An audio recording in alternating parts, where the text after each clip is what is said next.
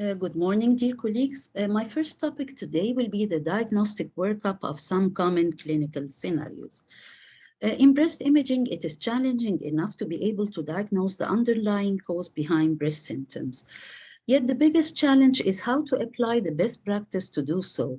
And to do so, we must be able to choose the most appropriate imaging modality for the patient, and we must be able to correlate what we see in this imaging modality with the clinical data.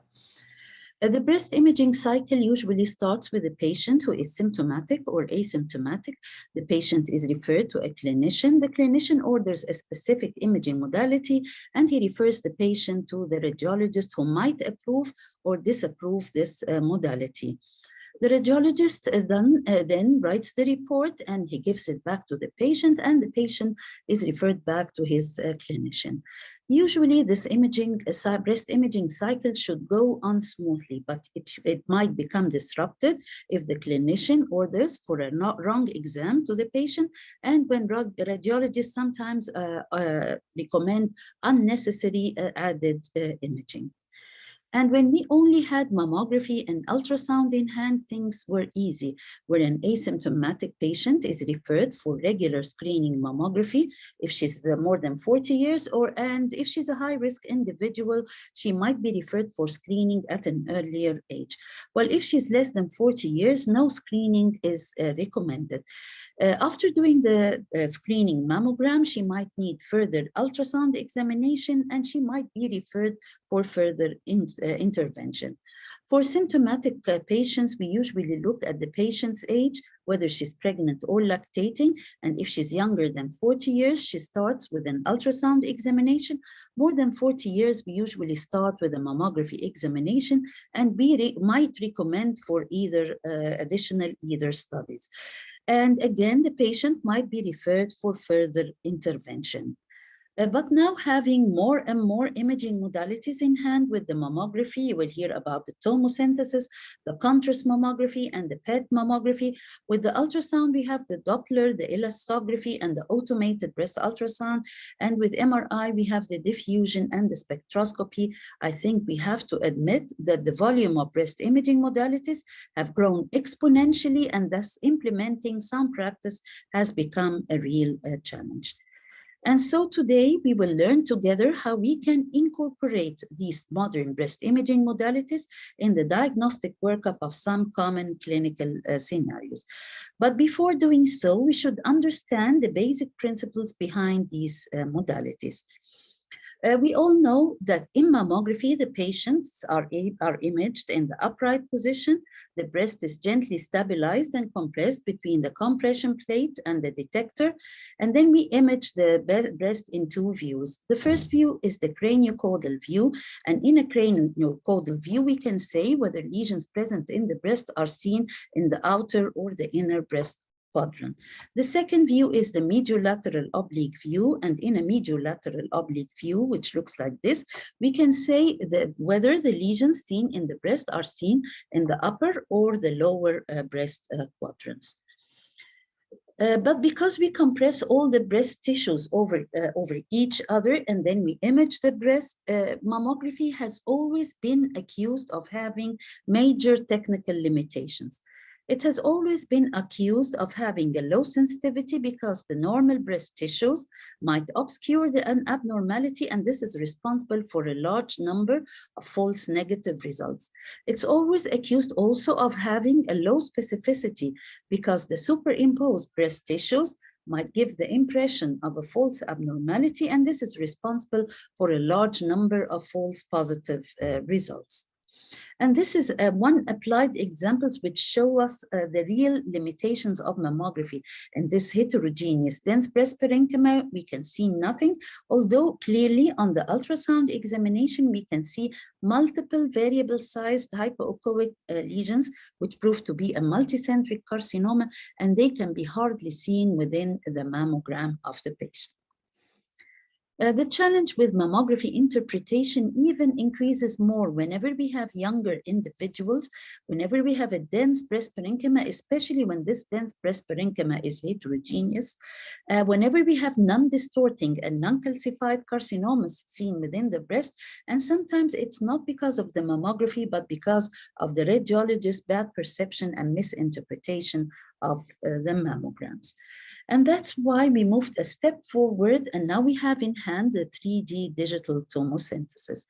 The principle of 3D digital tomosynthesis is more or less like a mammogram, where the breast is placed here between the compression plate and the digital detector. But what's different from a mammogram is that the X-ray tube moves in an arc across the breast, taking a series of low-dose images that are acquired at different angles. The total dose of these images is similar to a single view or slightly higher than a single view mammogram.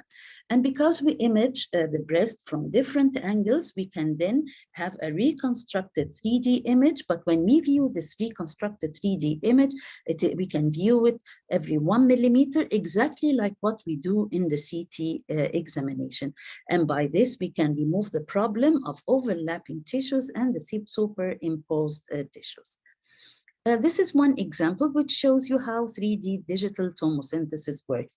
If we have multiple lesions on the same level on a mammogram, for example, here we can imagine that this is calcification, this is an area showing parenchymal distortion, and this is a speculated mass lesion. If we just compress the breast and image it like what we do in a mammogram, this is how they will, the 3 lesions will appear. And now we are unable to characterize any of them. Well, if we move through the tomosynthesis slices, a slice will pass through the calcification, another slice might pass through the distortion, and the third slice might pass through the speculated mass lesion. And by this, we can see each lesion individually, and we can be able to characterize each of these lesions. This is an example where these are the tomosynthesis slices. We view all the slices first, and then we select the slices in which the lesion appears more apparent. And these were the 3 slices. And now we can say that we have a hyperdense speculated mass lesion within the right breast. If we look at 3D digital tomosynthesis, we might think that it has solved all the problems of breast imaging. But actually, to be true with you, that the best results in breast imaging are from modalities which can combine an enhanced morphology assessment, and in the same time, they can give us some functional information about the tumor cells.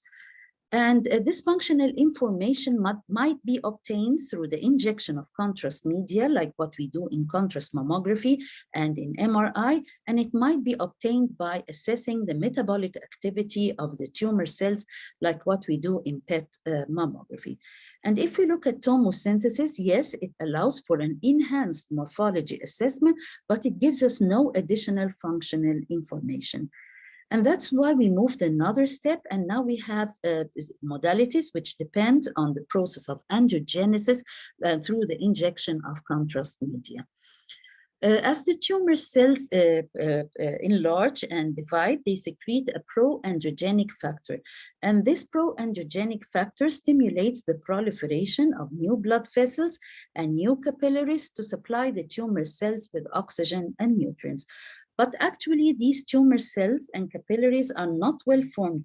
They allow leakage of the contrast media within the surrounding parenchyma and within the tumor itself. And that is why we can see malignant lesions evidently enhancing within the breast. And this is the main principle that we use in the MRI and the contrast mammography. In both contrast mammography and MRI, we inject contrast medium in order to highlight areas of concern within the breast. But in MRI, we take a series of pre-contrast images and post-contrast images.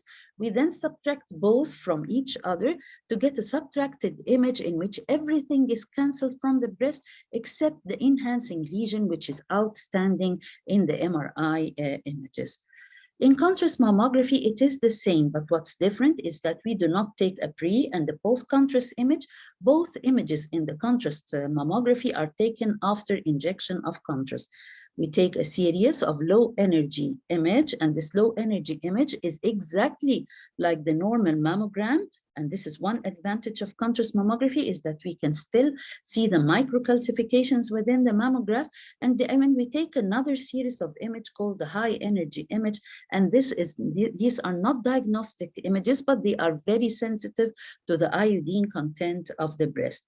We then subtract both images from each other to get a recombined image. And the recombined image, everything is canceled in the recombined image except for the tumor which has uptaken the contrast medium. This is an example of a case where we did 3D digital tomosynthesis, yet we still needed to do a contrast mammography. This 35-year-old female, she had a palpable left breast mass lesion.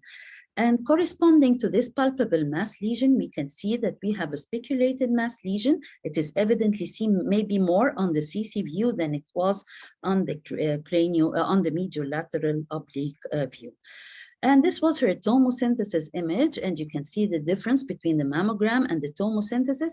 The lesion is better seen with a speculated outline, and we can easily say that this is a malignant mass lesion. Unfortunately, during performing an ultrasound examination, we saw this tiny lesion in the right retroareolar lesion. Going back to her mammogram and the tomosynthesis, we were not sure where this lesion was. And so we had to perform contrast mammography. And on contrast mammography, we can now see that this tiny lesion is evidently seen better on the contrast mammography than it was on the mammography and on the tomosynthesis. And it was not only this, but if we see the lesion on the left side, it was not a single lesion. And we can see that there are multiple lesions seen within the left breast with a much wider extension than what we saw on the mammogram and the tomosynthesis. And this was a multifocal malignant mass lesion in the left breast. The third modality that we are going to see examples today is the automated breast ultrasound. Automated breast ultrasound, which is known as ABUS, is a new technology in the field of ultrasound that has developed to overcome the issue of operator dependence of conventional ultrasound scanning by standardization of the images acquired. ABUS is a 3D volume imaging technique offering proper positioning and documentation of the breast. During an ABUS examination, the patient lies supine, the same position as she does in the 2D ultrasound. But what's different, it's not a probe which images the breast. It uses high-frequency transducers housed in a paddle that is held by the technologist, seeing the breast, the whole volume of the breast. The paddle is used to lightly compress the breast against the chest wall. A standard ABUS protocol entails the scanning of each breast individually in 3 planes. We take an AP view, a lateral, and a medial view, and sometimes we need additional view, for example, to view the axilla. And if we have a large breast, we might need additional views to cover the whole volume of the breast. ABUS allows volumetric acquisition of the breast that can be stored and post-processed, and it leads to better image reproducibility and thus making it easier to compare with previous and subsequent follow-up studies of the same patient. The ABUS images are viewed on specific workstations in both a 3D and a 2D model. And now we go back to our clinical scenarios. And the first scenario that we will discuss is the screening. And I usually tell them that in screening, we follow the traffic lights, where the female population is classified into an average risk individuals with no specific risk for developing breast cancer. And this group usually includes most of the female population. The second group is the moderate risk individuals who have a risk which is 15 to 20% higher than the general population. And this group includes patients with past history of breast cancer, patients who have removed lesions from the breast, which turned out to be proliferative precancer, precancerous lesions, and those patients which we commonly see with a heterogeneous dense breast parenchyma. The third group is the high-risk individuals who have a risk which is 20 to 25% higher than the general population, and these include patients with have a BRCA gene mutation, patients who have received a direct irradiation to the chest while they were young, and patients who have specific syndromes which combine both lesions in the endometrium, the ovary, and the GIT with breast cancer. For the average and the moderate risk individual, screening mammography is recommended after the age of 40 years, and the screening mammogram might be complemented with an ultrasound examination. For the high-risk individuals and some selected moderate risk individuals, mammography and ultrasound again are indicated, but we might recommend for an additional MRI examination together with screening. And for high-risk individuals, we usually start screening at a younger age of 35 years. If we look at contrast mammography, we will find that it has a potential to be used as a primary screening modality for this group of patients. Because why do a mammogram and then prefer the patient to perform an MRI examination when we can get the same results from one examination? But up till now, due to insufficient data, the contrast mammography is usually used on the diagnostic workup of the recalled patients from the screening programs, and it might be sometimes recommended for the follow-up of some patients, and we will see some applied examples. If we have ABUS or the tomosynthesis in our departments, they can be used for screening the three groups, and we will also see how we can use artificial intelligence to help us in screening programs. This is an asymptomatic woman coming for her annual screening mammogram. There were subtle microcalcifications that were hardly seen in the right breast, mainly on the magnified image, as you see here, but they were very difficult to be characterized. This was her tomosynthesis examination, and on tomosynthesis, we can see that the microcalcifications became more evident, and now we can say that we have suspicious groups of microcalcifications within the right breast. She was referred for a 2D ultrasound examination, and this was her automated breast ultrasound examination, the ABUS, which confirmed that the presence of a hypoechoic irregular speculated mass lesion that was biopsied and revealed an invasive duct carcinoma. This is another asymptomatic patient. She had this nodular lesion in the right lower inner quadrant, and the lesion could not be characterized whether this is benign or malignant. While looking on the tomosynthesis image, if we look at the lesion, now we can say, yes, it has microcalcific spot, but what's more important is that the outline of this lesion was speculated and it was not circumscribed as it appeared in the 2D mammogram. This was the 2D ultrasound, and this was the automated breast ultrasound, and they both showed an irregular mass. The relation to the nipple is excellently seen within the ABUS study, and a biopsy was taken, and again, this was an invasive duct carcinoma grade 2. This is another case. She had a subtle left breast focal asymmetry, which was difficult to characterize based on the mammography alone.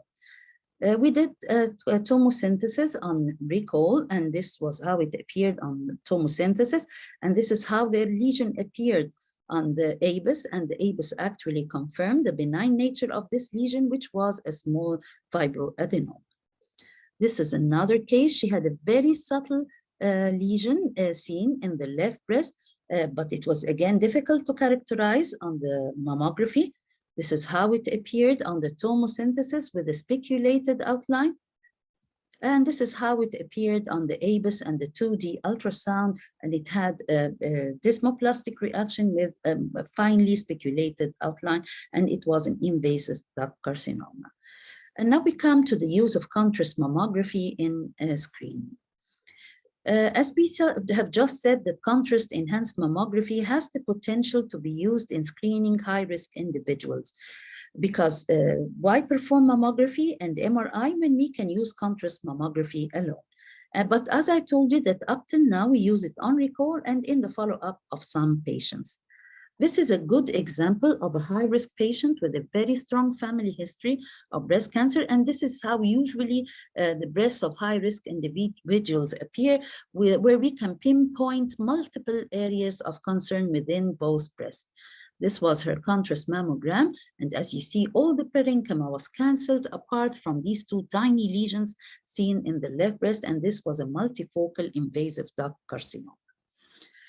This is a screening mammogram, again, of an asymptomatic patient. She had this lesion within the inframammary fold, and lesions within the inframammary fold are usually hardly visualized in patients, hardly detected in patients because they are considered to be in a hidden area. An ultrasound examination was performed and it revealed a hypoechoic vascular lesion, and her axillary lymph nodes were also pathological with focal cortical thickening.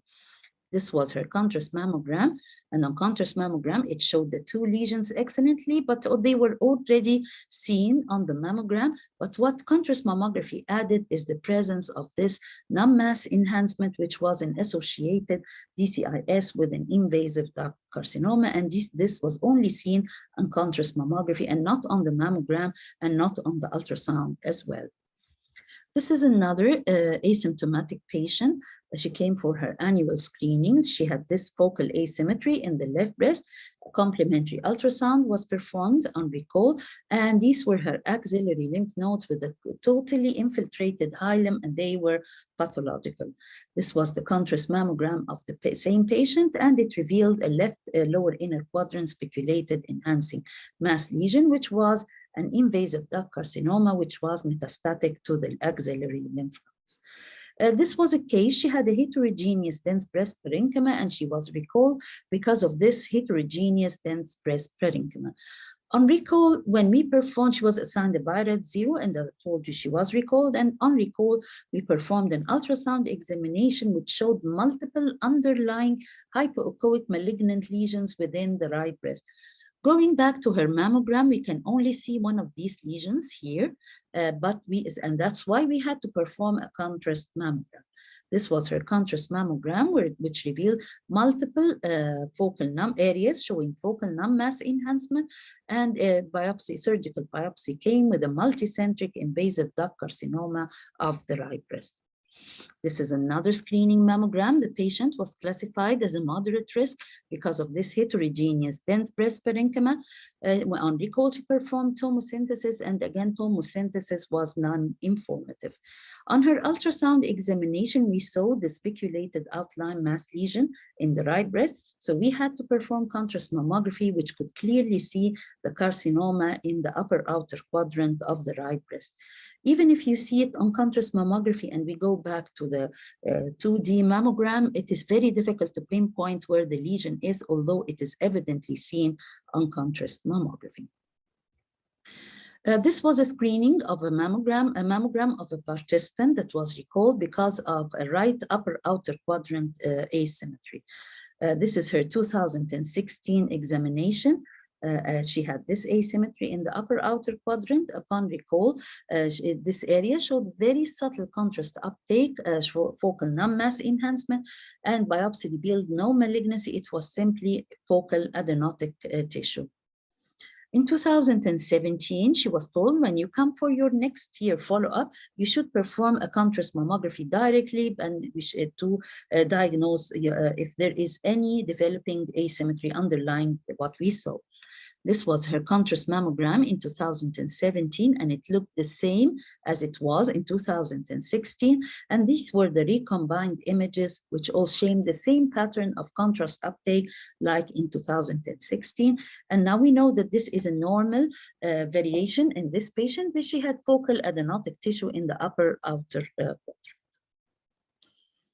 As I told you, now we use artificial intelligence to help us in the screening program.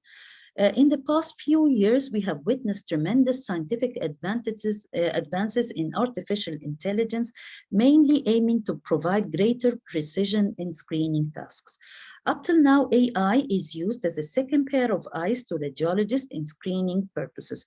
But adding quantitative assessment tools to deep learning models definitely will increase its potential use in the diagnostic setting, and we have practiced this in our routine everyday work.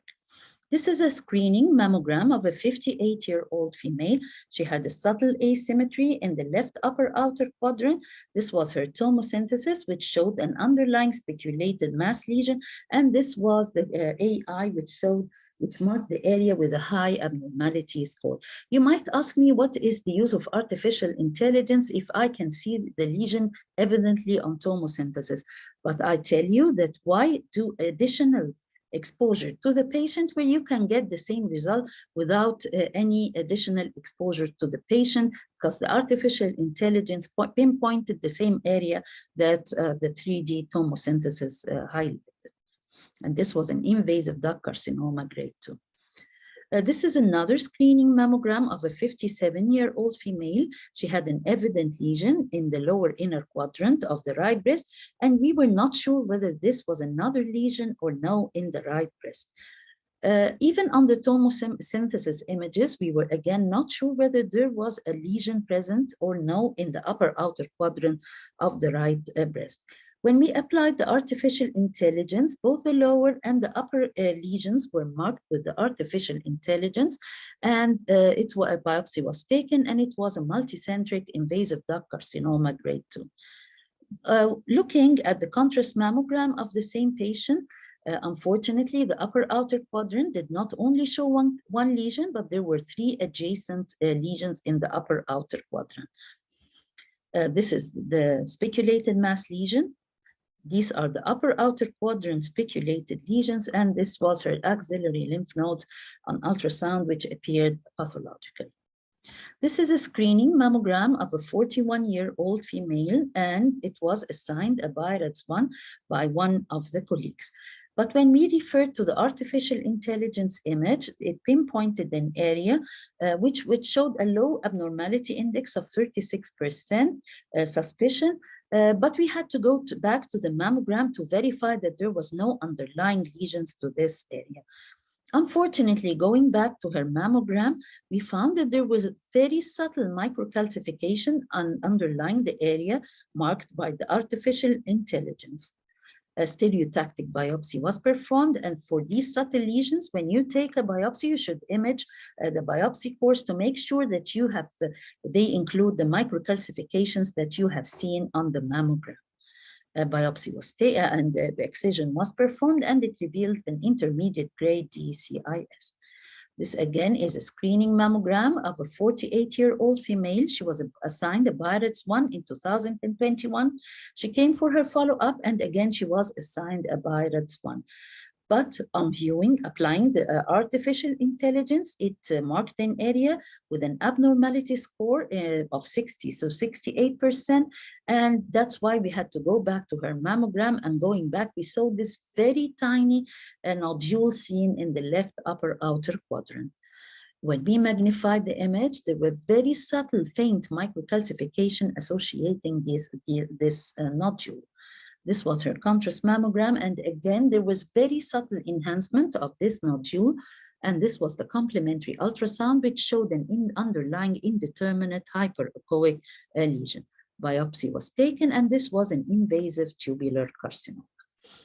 Now we move to the second station, which is the breast pain, or what we call a mastalgia. Mastalgia is a common symptom experienced by up to 80% of women at some point in their lives. Mastalgia might be non-cyclic or cyclic. It might be focal, involving less than 25% of the breast, or diffuse. And for the non-cyclic focal mastalgia, further imaging is appropriate to exclude underlying serious pathology. While for the cyclic diffuse mastalgia, further imaging other than regular screening is inappropriate. And if imaging is performed for these cases, it is mainly aiming to relieve patient anxiety and direct the referring physician. Mammography is often used to evaluate breast pain, and in most cases, no imaging correlate is found to explain the cause of this breast pain. And when clinicians insist on imaging evaluation of breast pain in the presence of negative clinical examination, this increases unnecessary additional imaging studies. And this is an example of unnecessary image. She was a 42-year-old female with cyclic mastalgia. On examination, nothing was palpable. The mastalgia was more on the left side. There was a subtle left upper outer quadrant asymmetry. This was her contrast mammogram. It was requested by her clinician, and there was no underlying enhancement. And no enhancement on a contrast mammography usually means that there is an underlying benign pathology. And this was simply a case of focal adenosis, and she was followed up. This is another case. She had also cyclic mastalgia, which again was more on the left side. There was a subtle asymmetry on her mammogram, and on ultrasound, underlying focal fibroglandular tissue condensation was seen. This was her axillary lymph nodes, which looked nonspecific, and we diagnosed the case as a focal adenosis for follow-up.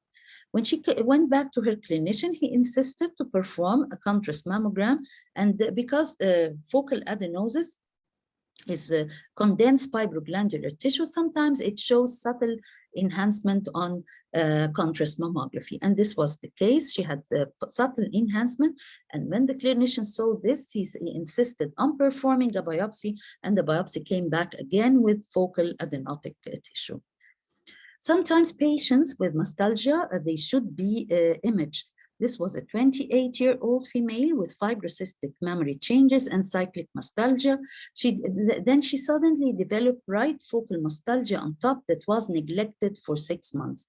On her ultrasound examination, yes, she had fibrocystic mammary changes, but in between the cysts, there were irregular solid mass lesions.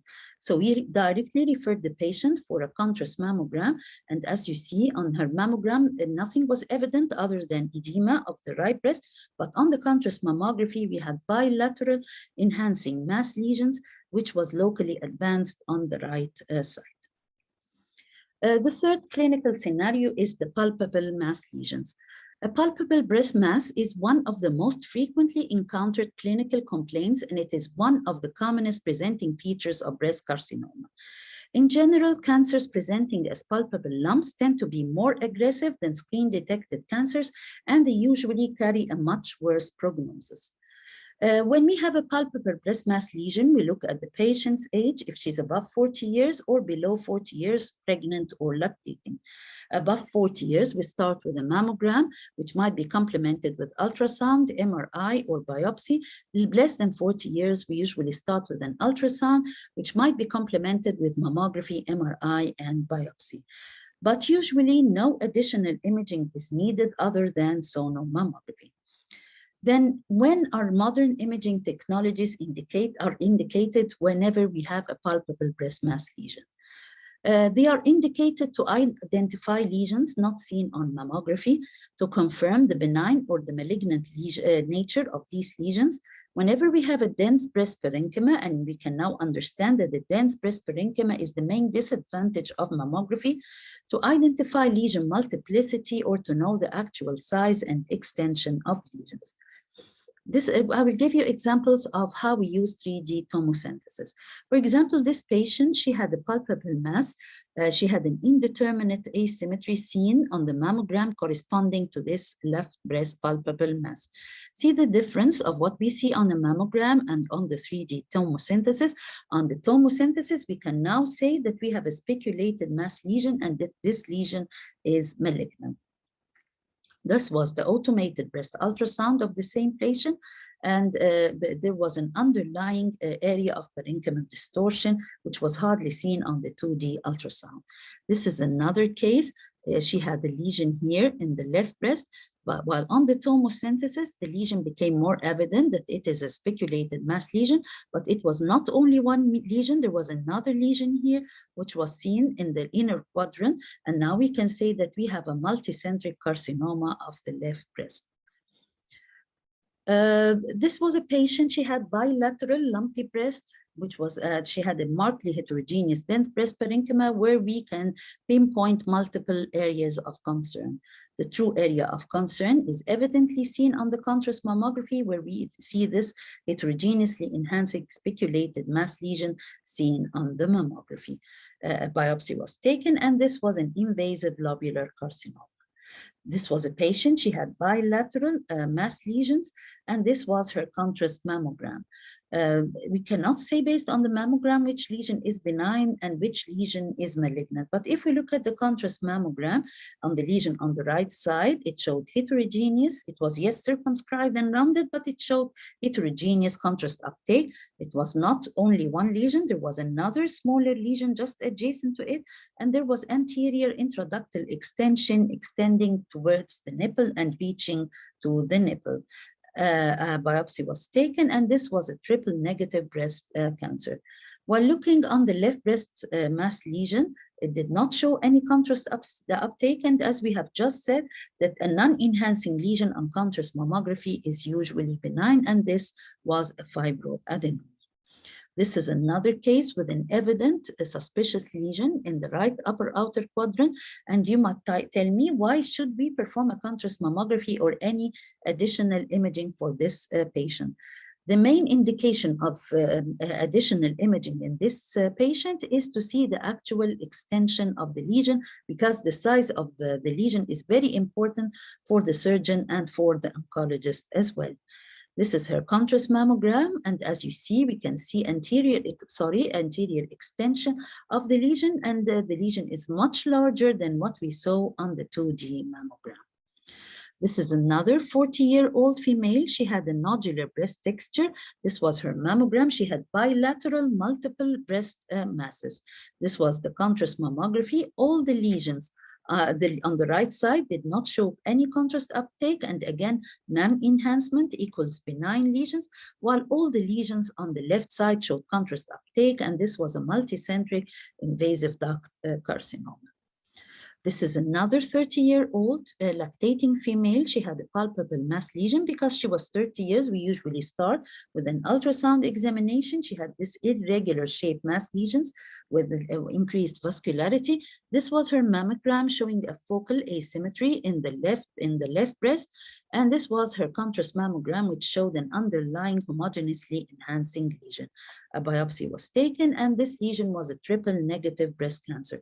And usually in these type of triple negative breast cancer, they respond well to chemotherapy, and the chemotherapy is usually given before the operation, which we call the neoadjuvant chemotherapy, and not after the operation. And we have to follow up the patient whether she is a responder or no. And for this reason, the contrast mammography is very important. We do a baseline contrast mammogram, and after she finishes or completes the therapy, we do another contrast mammogram after completion of the neoadjuvant therapy. And as we see, the lesion has totally disappeared, and this is what we call a complete radiological response. This is another patient with a palpable left breast mass lesion, which was seen here in the upper outer quadrant. On ultrasound, there were multiple underlying lesions. It was not a single lesion. This was the contrast mammography, which showed a much wider extension of the lesion. And as I told you, the true extension is very important for both surgeons and oncologists. This is an example how we use MRI. She's a 29-year-old female presenting with a left breast lump.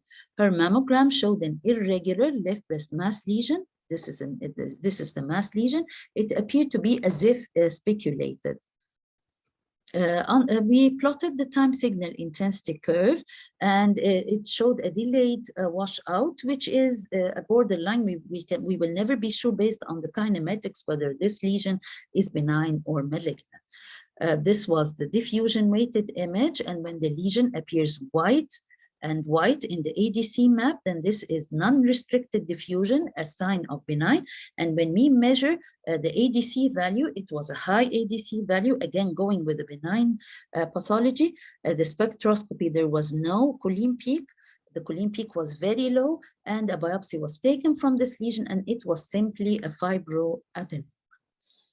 And now we move to the next step, and this is the nipple discharge. Again, the nipple discharge is a common clinical complaint. At least 80% of women will experience an attack of nipple discharge during their reproductive years. The commonest cause of nipple discharge include intraductal papillomas, which is the commonest, ductictasia, malignant lesions like DCIS, and the main aim of imaging is to exclude underlying malignancy. Nipple discharge, as I told you, is a common clinical complaint. It might be physiologic or pathologic. Physiologic nipple discharge is usually bilateral, multi-orificial. It occurs on squeezing the breast. It is either milky, green, or yellow, and it may accompany ductictasia, mammary adenosis, or some inflammatory breast lesions. Pathologic nipple discharge, on the other hand, is usually unilateral, uniorificial. It occurs spontaneously, it is usually bloody, and it might accompany intraductal papillomas, periductal mastitis, and some malignant breast lesions. And so the first step in investigating nipple discharge is to examine the discharge and decide whether it is physiologic or pathologic. For physiologic nipple discharge, no specific imaging is needed other than regular screening if applicable. While for pathological nipple discharge, sonomammography is indicated, and only if negative should we recommend for MRI, contrast mammography, or further cytology. This is a 13-year-old female with history of ductal excision. Now she is complaining of bleeding per nipple from the same side on the left side. Looking at her mammogram, she had segmental microcalcifications, which were also apparent on the ultrasound examination. A contrast mammogram was performed in this case, although by biopsy it turned out to be a DCIS, but again, contrast mammography is indicated to tell the surgeon the true extension of the lesion. And she underwent a conservative surgery of the left breast.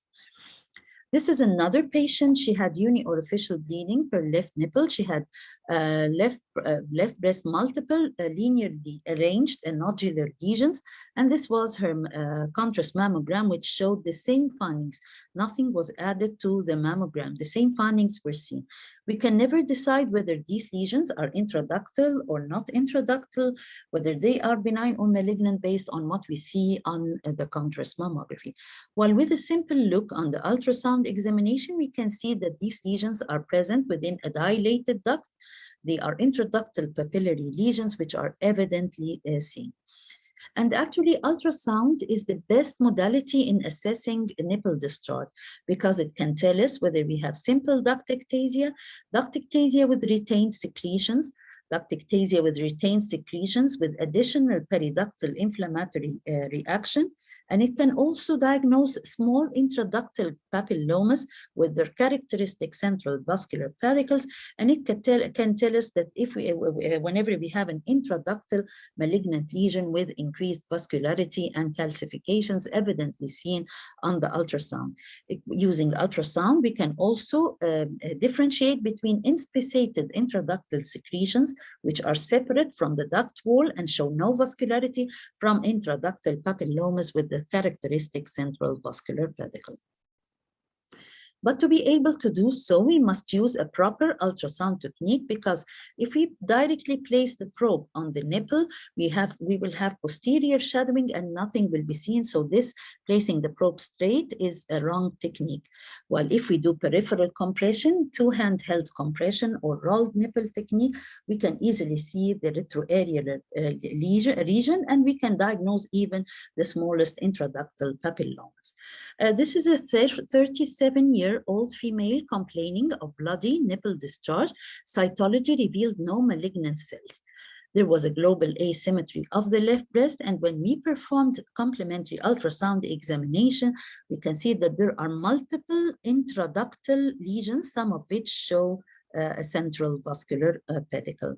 You might say that this examination is enough, but for the surgeon, this is not enough. Yes, he knows that we have intraductal lesions, but he needs to know the distribution of these lesions in the breast. So in these cases, we might recommend for further contrast imaging. And as you see in contrast imaging, although it is not diagnostic of the intraductal location of these lesions, but it shows us the actual distribution of the papillomas within the breast. The patient underwent major duct excision, and these were intraductal papillomas with atypical ductal hyperplasia. This is another young female coming with left and bloody nipple discharge, and it is evident that there was an intraductal soft tissue lesion that was vascular. This was the MRI of the same patient, and actually it added nothing because it showed us the same distribution and the same lesion which we already saw on the 2D ultrasound. This was a patient, she underwent a left major duct excision for duct ectasia, and now she came back with a complaint of bleeding her left nipple. This was her contrast mammogram, and it revealed a malignant enhancing mass lesion at the operative bed, and this is how it looked on the ultrasound examination. This is another case. She's a 45-year-old presenting with a palpable left breast mass lesion. This was the ultrasound which revealed a hypoechoic mass lesion. She was managed with a conservative surgery, and this mass lesion was removed. On one of her follow-ups, she came again. It was an invasive duct carcinoma. On one of her follow-ups, she came complaining of bleeding per left nipple. This was the tomosynthesis and the mammogram of the patient, and both were not diagnostic. While on the ultrasound examination, we saw an irregular hypoechoic mass, and we suspected the presence of recurrence at the operative bed. And actually, this was her MRI, which showed the same findings, and this was operative bed recurrence. Now we come for the last station, and it will be discussed in a separate lecture than my next lecture. So we will bypass it, but I want you to know one simple information is that in mastitis, again, ultrasound takes the upper hand in diagnosing mastitis. So when we want to have a broad overview of what we have been saying, and that is we can classify patients into asymptomatic and symptomatic patients. For the asymptomatics, regular screening mammography is recommended starting the age of 40. If we have 3D digital tomosynthesis or automated breast ultrasound, they both increase the detection and decrease the recall rates of the patient. Ultrasound enablers are of specific use in the dense breast and in lesion characterization, and contrast mammography has the potential to be used in the future of high-risk individuals. For symptomatic patients, we either start with an ultrasound or a mammogram according to the age, and they are usually enough. Ultrasound takes the upper hand in intraductal lesions and in mastitis, while contrast mammography and MRI are useful to identify the multiplicity, multifocality, the extent, and the presence of occult lesions. And to end my lecture, definitely in the last decade, we have witnessed an intense increase in the volume of breast imaging techniques with the development of new technologies and the upgraded application of already existing ones. These new breast imaging technologies are meant to enhance the evaluation of patients with breast problems by ruling out the presence of breast cancer and in the same time addressing the patient's symptoms. Yet the challenge will always remain, how can we achieve this goal by using the right modality in the right time and for the right person? And thank you.